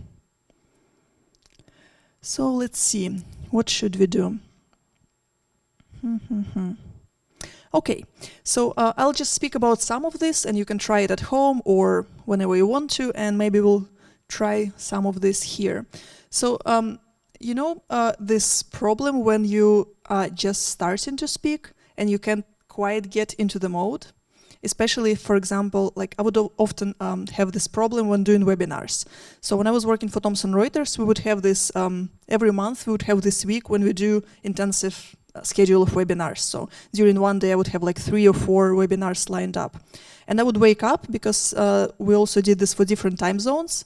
And this meant that sometimes I would have to wake up at 8 a.m. and do a webinar. And like, you didn't want to see me or listen to me at 8 a.m. Like, this is not my time. And I would like wake up and have my cup of coffee and be like, oh, I don't really want to speak. And when you start speaking like this, or when you're just a bit nervous, or you have been doing something else before that, it really helps to kind of try and get into the mode a little bit before. And this is a technique, this warm-up technique, which is actually really simple, that I picked up from a professional actress. And she said that she always did this before her spectacles, before coming onto stage. So what she would do is, for example, she would have to come onto the stage in 10 minutes. And while she's standing here, she would just kind of like start acting as if she was her character, and she would kind of move in this way and speak a little bit. Like she would find a private space, right? She wouldn't be just standing there among everyone just speaking. But she described it as speaking to her imaginary friend. So she would just pretend she is this character from the play, and she's speaking to something, and she is explaining maybe something or reacting to something, and she would move her arms in a particular way, and her voice would be, and the tone of her voice would be the same as her character. And so she would speak like this for maybe 5 minutes. And then when she came onto the stage, like she was already in this mode. She didn't have this first moment of like doubt or pause or being awkward. She already came into the stage as this character. So I'm not an actress, like I don't do plays or cinema, but I would often use this even as a mental event, a mental exercise sometimes. So let's say I'm speaking at a conference and I'm sitting in the front row and listening to the other speakers speak, and I know that in 5 minutes my turn comes to go to the stage. And I start becoming slightly nervous and kind of unsure of myself, especially if this is a big audience and a big stage. And so I would like mentally start speaking to, not exactly a friend, but maybe like a colleague if this is a professional event. Like I would try to get into this mode like, okay, I'm already on the stage, I'm already explaining this to someone I know. And it always helps to imagine someone you actually know, not just abstract audience, but you know, your colleague, your friend, depending on who you're talking to. Maybe some graduate student who came after you gave your presentation the last time. Maybe a faculty member with whom you have really good contact, and so it's easy for you to speak to this person. And so even when I'll be on the stage speaking sometimes, and I don't know the audience very well, I would imagine myself speaking to someone I know, and then very soon I would discover that I have already forgot this, but I'm still in this mode. Right now I'm speaking to these people, but I'm already in this mode when I'm speaking to someone I know very well. So I would just like sit for a while and kind of think about this, and then it becomes much easier to go onto the stage or online or whatever you have. And by the way, who has ever, well, I know you're doing online classes on IELTS. Did anyone ever record a video for online? Yeah, like, do you know this really weird feeling when you're in front of the camera and like there is no one and you have to somehow speak to people, but you're actually speaking to the camera? Like, how did you work with this? I had been through the training KPMG presented here like several years ago. It was about the presentation skills. The funny and the most enjoyable part was when they started video recording us. It was the first time we came there, like first 10 minutes, and said, just introduce yourself in 1 minute, and they will record each participant. And then in the afternoon, we got like some tips how to present, how to have the eye contact and other stuff. Said, okay, then you can now have some topic to prepare, you know, to speak up for 5 minutes, for 1 minute, but you'll get some time to prepare for it. It was a different speaking. And the second day, we had like 1 day to prepare our speech for a different topic. So it was 3 videos. The first one, like initial one, you don't have any skills, knowledge on how to present.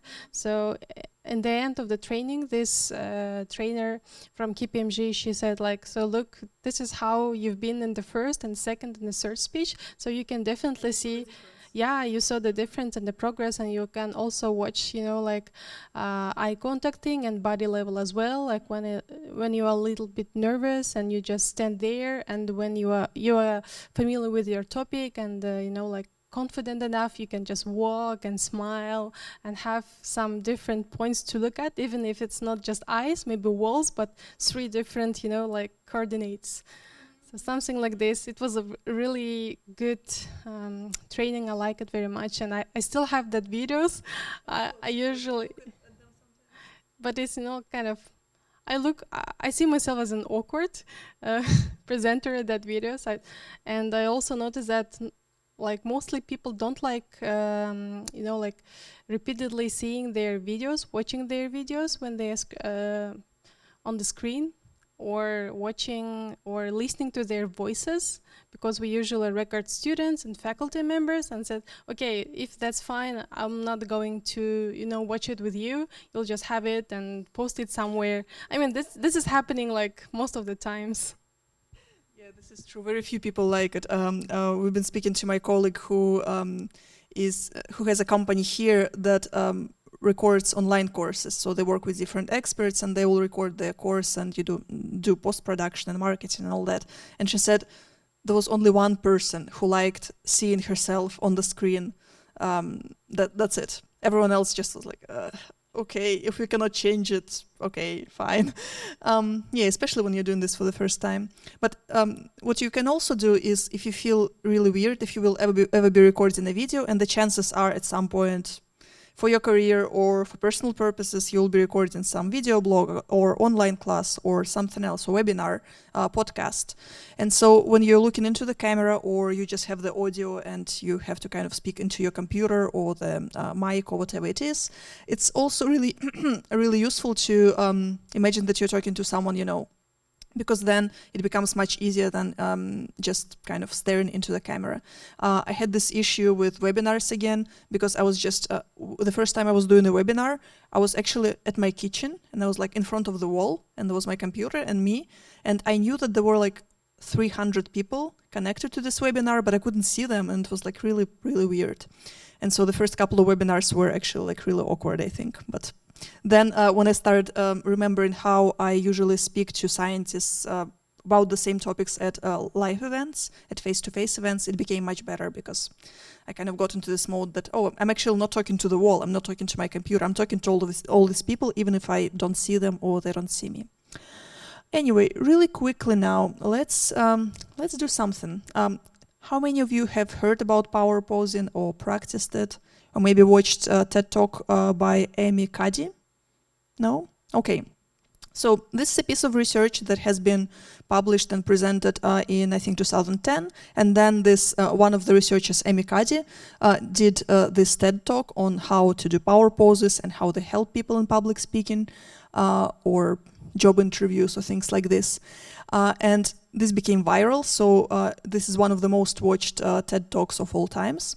And now it's a bit controversial, because people say, well, you know what, we tried to replicate this research and we didn't get the same results, so we don't know. But actually, like, I personally find power posing to be really useful. I personally used it before like job interviews or public speaking events when I was more nervous than usual. So to me, it helped, and I know some other people who found it helpful, so you can try it and see if you are in the group that supports this research results or the group that contradicts this research results. So what is the essence of power posing? It's actually kind of like what it sounds. So there are some poses that people take when they feel really confident, and apparently our biology works in this way that there is no definite direction of connection between our body and our mind. So, for example, if we feel relaxed, we take this power pose, you know, if you feel relaxed and in the control, like I might just stand like this and be really relaxed and kind of do this maybe, just feel fine. And my body does this because my brain is already in this state. But also, apparently, the opposite is true. So if I'm really nervous, my body, you know, I have certain hormones, I have cortisol that goes high, I have testosterone that goes low, I want to, you know, hide or run or freeze. So there is this biological response from my body. But if I actually change the posture of my body, this research says, so, you know, I kind of stand like this, or so I would stand with my arms on the sides of my body, just kind of like a superwoman, right? So just standing really strongly. Or I might sit, so I might go to a chair and just sit in a really relaxed way, maybe lean onto the back of my chair. Maybe I can put one of my legs on the other leg and just kind of put my arms and elbows really comfortably. So what happens is my body sends these signals to my brain like, oh, I'm actually relaxed. Like I actually feel in control, I feel powerful, I feel fine. And so this is why they call them power poses. I think there were like 3 main power poses. So one is like a superwoman when I'm standing and I'm, how do I say this? Like I feel support on both of my legs and I can put my arms to the sides of my body and kind of stand like this. One is that I showed you with sitting and kind of just like leaning back and, you know, like the boss pose, the one that you see with like mafia bosses in the movies, that you just put one leg on top of the other and put your elbows really comfortably on the sides. So just make sure that there is a lot of support to your body.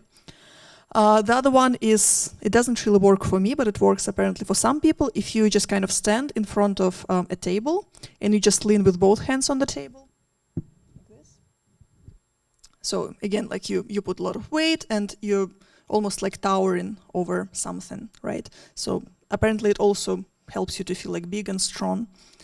So, and this is some things that you can do before your next presentation, your talk, your job interview. And Amy Cuddy in this TED talk suggested even like going to a toilet stall and just kind of like standing like this or like sitting on the toilet and trying to be relaxed, which is kind of weird, but you can try and do this. I actually did this like exactly like she described. I had a job interview and I went to the toilet before going, like meeting the interviewer, and I just kind of like stood there and felt like, yeah, I feel good, like I'm okay. And well, for me, I find it helpful. So you can try it. You can try it and tell me whether you found it comfortable to do it in the toilet stall or not. Maybe not, but whether it helped you or not. Okay, let's see. So something else we can try and do now is, I don't know, maybe we'll not do this. Let me just describe the last couple of things. I find some meditation techniques to be really useful and really helpful. And I find them to be helpful for relaxation. So one of the things that I sometimes do if I feel like I'm becoming really tense, I would just like sit down for 1 minute, and if I can, I will close my eyes. And I don't know, I might go and do just the body scan. So kind of go from the top of my head to my toes and relax all muscles. So first like relax the muscles of my head, relax the muscles of my throat, of my back, and go all the way to the feet. Or again, one of the things that I learned from the actors is that they have this technique which works kind of like this, but it's more visual. So they call it the ball of light. So you sit down and you relax and you close your eyes and you imagine this ball of light that is in the top of your head. And then you just kind of feel like this ball of light moving through your body. And whenever it moves to a certain part, you feel like your muscles relax and kind of melting. And so it really helps, again, with relaxing your muscles. And so if after this you come onto the stage, you just don't feel so stressed anymore because your muscles are not so tight anymore. And finally, the spotlight reversal technique. So this is a technique that helps me when I am already speaking and I'm already like in the middle of my presentation. Then all of a sudden I'm like, there are all these people watching and they see me, and like, you know, you'll have this moment of panic sometimes. I don't have them that often, but I mean, sometimes I would feel awkward, like in the middle of the presentation all of a sudden. And what helps me is that when I feel that all the attention is drawn to me, it's very easy to feel that you're so imperfect and you know you're not speaking perfectly, you're not moving perfectly, and it's almost as if you're on the stage with literal spotlight on you. But if you try and kind of reverse the spotlight on the audience and remember that actually you're not here to be great and, you know, be the best speaker ever, but that you're here because you have learned what the audience wants, you know what they need to hear from you, you know what you want to give them as the main takeaway, and like, you know, it's not about you, it's actually about the audience. Like it becomes so much easier. And I would actually like visualize it sometimes, like the spotlight kind of going from me to the audience. And I think this is a really good place for me to finish, because I think it is really not about me here, it's about you here. So thank you, and let's see what else we can discuss, because we have about 10 minutes, 15 minutes, and we can talk about maybe something else that we haven't covered today in this very, very short presentation on everything in public speaking.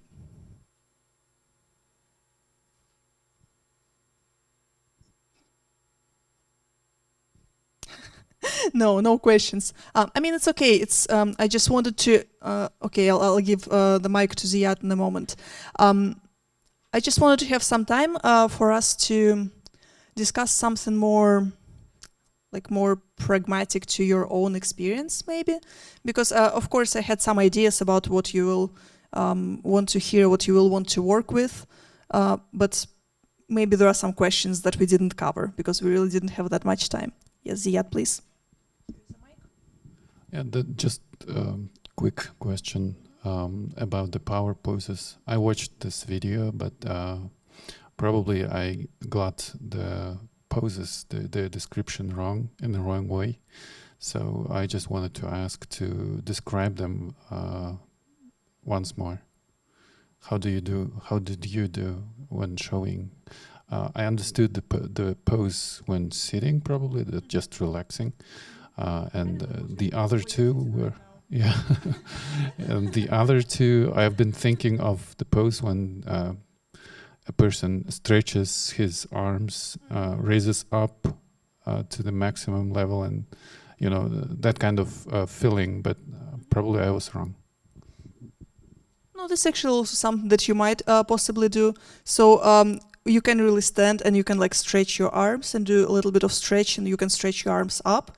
Or what I was trying to describe is when you hold both of your hands on your hips, kind of like being really powerful and bossy in sort of almost like gorilla way, or like, you know, the I'm trying to think like orangutan, bonobo, so the primate way. So I don't know what would be the best way to describe it. You can actually like stand up and try doing it if you want to, maybe. So if you stand with both of your feet firmly planted and a little bit apart, and then you try to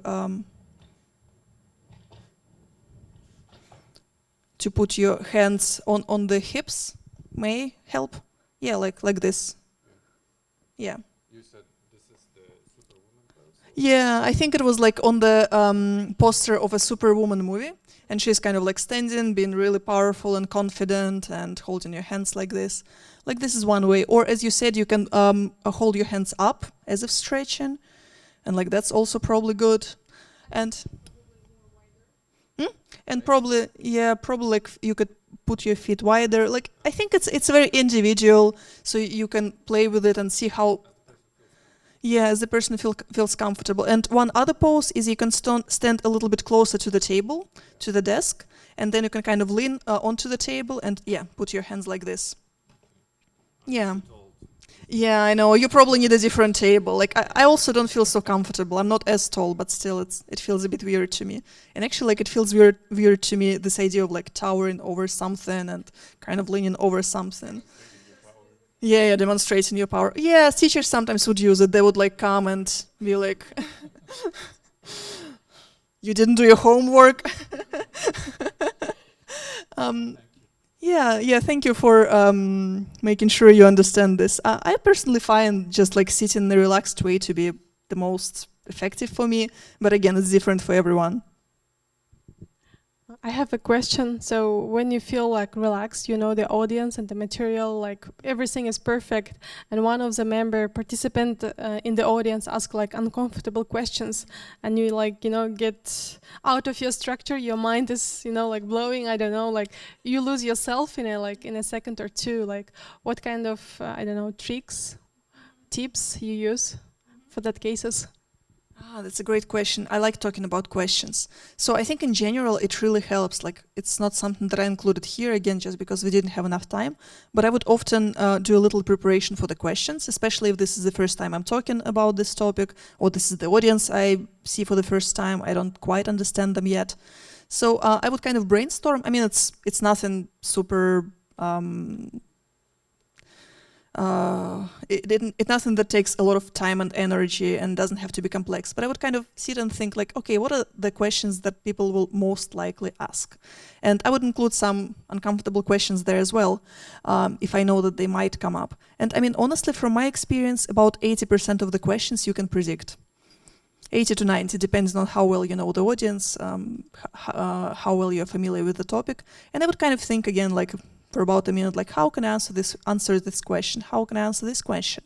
And what I'll also try to do is to answer it in such a way that if I can include some of the points I tried to make during my presentation or during my speech, I would kind of bring them back. So like the main idea, if I can connect the answer to this question to my main idea. Some of the examples that I used that were really powerful and created a good story, for example, can I bring them in answering this question? So I will try and prepare this way. And then if there is an uncomfortable question that I didn't predict, so what, again, like one of my mentors taught me that, he said, never answer the question behind the question. And I would kind of try to see, because a lot of times, I don't know what you exactly mean by uncomfortable questions, but sometimes people would kind of try and challenge you or say like, I don't know if Nazarbayev University is so great, like, I think you're just eating our money and not doing anything. Like, how can you prove to me that Nazarbayev University is great? And I would be like, well, okay, like what is this person actually asking? Like, do they try to get a proof that the university is great? Do they try and just like get me out of my comfort zone and good state, and they just want me to go wrong or say something wrong? Do they Do they have the idea that actually like other universities are better if I know that they're from another university? And then I will kind of try to address this question or this statement that is behind the question. So if I know that this is a person from another university, I would say, well, you know, like, yes, all the universities are great in their own way. Like, this is what I can say about our university. I don't know about other universities. I'm sure that they also have something good, but like, this is what I'm speaking about today. Or if I see that the person genuinely doesn't understand something, but they phrased it in a very sort of aggressive way, I will actually like try to answer this question that they cannot really ask, because actually like asking a question is also almost an art, and people aren't that great at it. I was moderating a couple of events lately, and before that I watched the same speaker, so it was actually the same person, Barbara Oakley. I'm sorry for mentioning her so much, but it's just, you know, she did a really good job explaining so many things, and I saw her like speak. I saw her speak 4 times in Almaty and then in Astana, so like she's on my mind a lot right now. But so in Almaty we had this event that wasn't moderated, and we just took questions from the public. And what people would do, and I mean, I'm sure you saw this a lot, they would stand and they would be like, thank you so much, Dr. Barbara Oakley. I hope you like it so much in Kazakhstan. Kazakhstan is such a great country, and I come from this university, and at this university we are doing these things. And they would go for like 10 minutes before asking a question, actually. So like while moderating, I try to make sure that people keep their questions short and that they're actually questions. So it helps if you have someone in the room who can help people ask good questions. But if you don't have this person, which is often the case, like try to be this person yourself. And you can also, if you're a speaker and maybe it's not a conference, but like you're the only speaker at the event, you can say, well, you know, like after this we'll have question time, and please keep your questions and not just statements, and, you know, keep them short and to the point, and 1 question per person or something like this. And this helps people to a little bit like reformulate, because sometimes it's not that they want to sound aggressive, but they just like don't know how to ask. Yeah, so this would be like what I would do. I would prepare, and then for the questions that I didn't prepare for, I would try to see what is the motive, what is the question behind the question, and address that.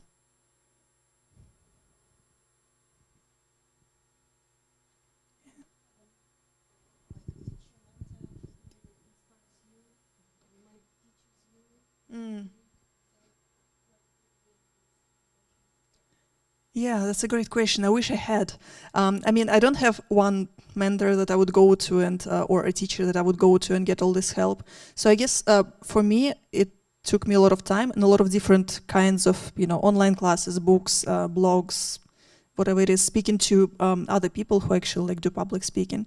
And I would try and compile all of this into some kind of system. So actually, like the system that I presented to you today, these 4 parts, this is something that really helps me to just kind of see how to break public speaking into different areas, and then I could actually like see, oh yeah, I'm not so good with this, I should work on this, and this actually like I'm fine here. So this helps. What also helps a lot is for me to find some models that I can look at. So maybe not exactly a mentor who would like give me feedback. I mean, it's great if you can find something like this, someone who can actually like watch you, give you feedback, talk to you about this, find some ways you can improve your public speaking coach is, you know, always a good idea if you can do this. But what I would often do is I would look at someone who I really admire, and I really like the way that person speaks. And I would try to find someone who is not that different from me, because, you know, let's say I admired Tony Robbins. Like he's a good human being, probably. He has done a lot of successful things. I don't particularly want to be like him, visually or otherwise, but let's say I really admire Tony Robbins. And I mean, have you ever seen, like, he really like jumps around the stage and he like shouts and being like, yes, now let's stand up and do this together. And I can never be like this. Like, if I try to do this, it would be so weird, like so awkward, because I'm never like this in real life. Now, on the other hand, there is this writer, Neil Gaiman. I don't know if you guys know him. So I really, really love Neil Gaiman. And I mean, I'm not a man in my 50s, but I'm kind of like calm and more introverted, I guess, if I may say so. Kind of like what I see in him. And I really like the way he speaks in public. I saw his online class, I saw him speak actually in real life one time, and I really like how he handles questions. I like how calm he is, and at the same time he always like keeps to the topic that he's talking about, and he is a really good teacher, I think. He can really like explain ideas really well. And so I would actually like watch a class and I would see like, oh, okay, I really like, how does he do this? Like, what is the intonation with which he speaks? Or what kind of metaphor he uses to explain something? So yeah, like he did this thing in one of his classes on storytelling, which by the way is a class I really recommend. If anyone is subscribed to masterclass.com, or maybe you have heard about it, it's a platform where they invite like the best of the best in their field. So they would have Neil Gaiman or Margaret Atwood for writing. They would have some really famous chefs for cooking. They would have the creator and CEO of Starbucks for entrepreneurship. And this is a paid platform, you have to pay for the classes, but they do a really good job. And so Neil Gaiman teaches this class on storytelling, and one of the classes, in one of the lectures, he says, okay, let's say that you wrote a short story and you want to make it into a novel. How would you go about this? And then he reads his short story and says, well, you know, if I wanted to make this into a novel, here's how I would think about this. Here's what I would do. Here's what I would do with this character. Here's what I would do with the way the plot would develop. And this is why I'm doing this. And so it really, I thought this is such a good way to explain something. And so even when I was teaching something related to like scientific writing or academic writing for scientists, I would say, well, like, okay, let's see what you wrote the last time in your last paper. So now if you want to build on this, like, how would you go about this?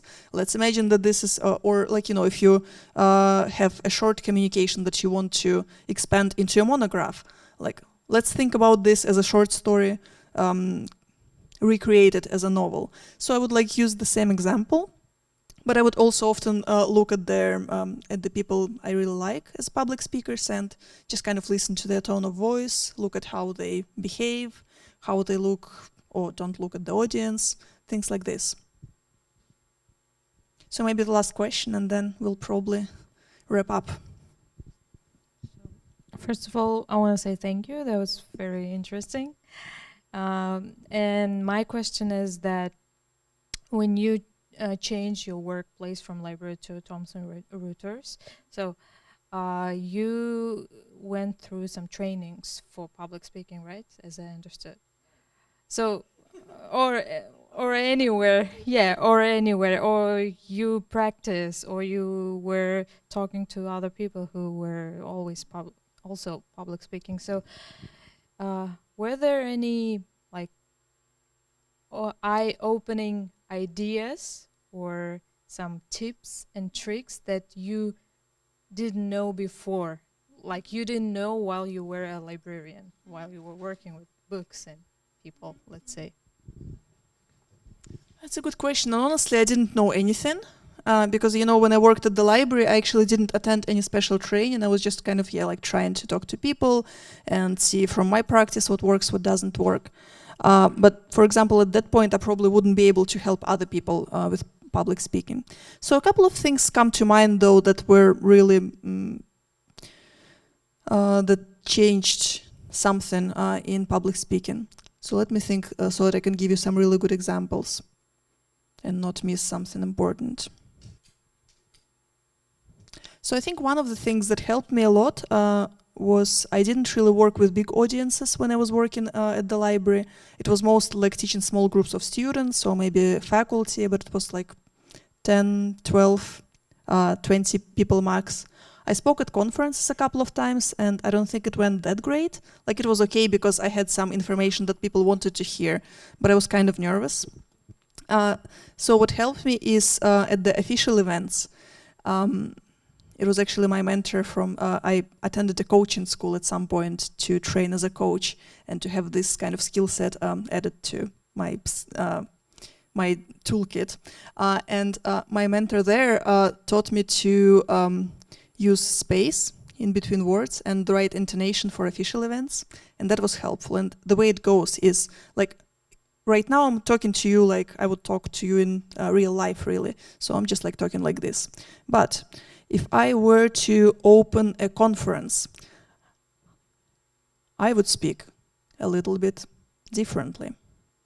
So I would speak a little bit more like this. So my voice would go down, right?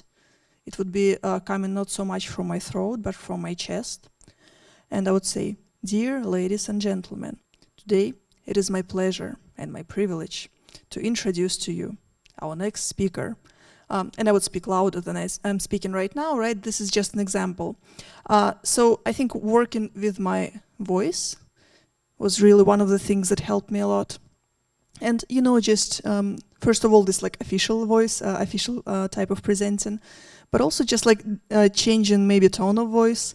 And I mean, sometimes I find that when people come onto the stage, they try to be like very, how should I put it? They try to sound very confident and sure, and they just speak in this way all the time. Like, but sometimes like people want to actually hear that there is contact, and sometimes they don't mind if you like ask a question or you aren't really sure about something. You say, well, like, you know, like this is what I think it is, but I'm not exactly sure. But maybe this or maybe not. And sometimes, especially if you are doing a webinar or somewhere or something where people don't see you, like a podcast maybe, or maybe they see you only on the screen, you really want to play like maybe with things like the warmth of your voice. So sometimes you might want to speak to them like you would speak to a friend, really. And sometimes you might want to kind of not really scream at them, but be really strict and say something that is more direct.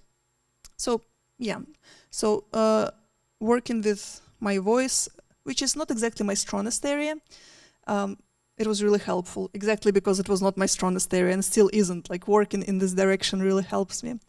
And I would actually like suggest to evaluate yourself in these different areas, in these different like pillars of public speaking, and see where you have more challenges and kind of work towards that, because this is where real growth is possible. What else was really like life-changing for me in terms of public speaking?